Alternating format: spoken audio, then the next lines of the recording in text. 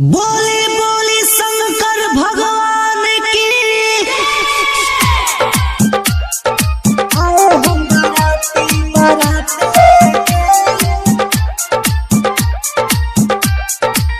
Recording by Nandlala film Samastipur.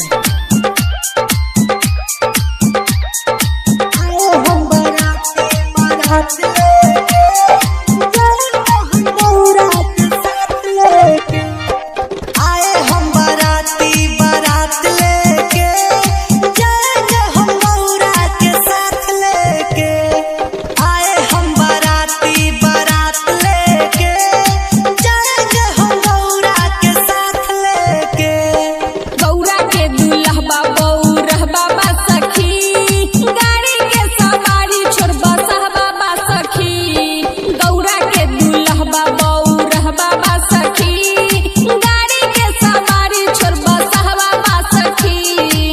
Satish Raima Sumit Satish Raima Sumit Satish रईमा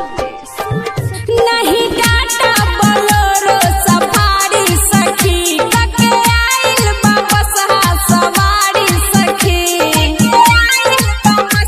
सवारी सखी सुना गौरा के सहेलिया ना बुझाबो पहेलिया संगे आइल बस हवा बन के सहबलिया खोजले कैसन गौरा के बरवा सखी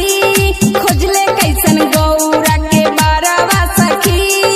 गाड़ी के सवारी छोड़बा सहवा सखी आए हम बाराती बारात लेके जाएंगे हम गौरा के साथ लेके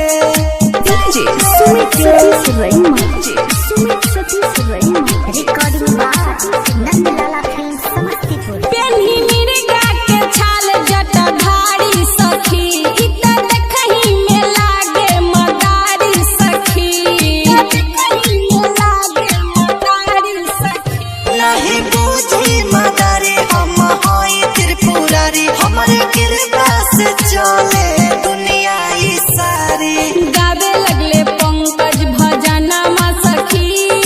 गावे लगले निशा भजनमा सखी गाड़ी के सवारी छोड़बा सहवा सखी आए हम बाराती बारात लेके